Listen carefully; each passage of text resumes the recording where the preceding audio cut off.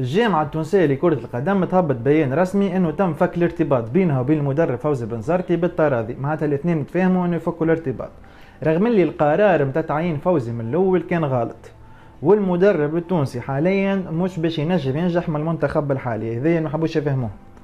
رانا جربنا من نبيل معلول الكبير جلال القادري، بعد حطوا منتصر الوحيشي وقتيا، ومن بعد جي فوزي بن زركي، كلهم معناتها تجارب فاشله بالنسبه ليا.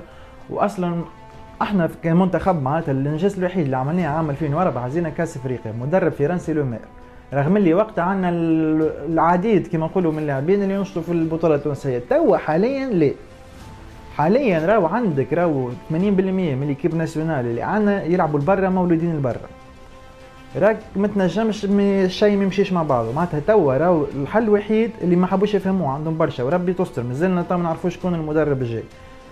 اما الحل الوحيد انك تجيب مدرب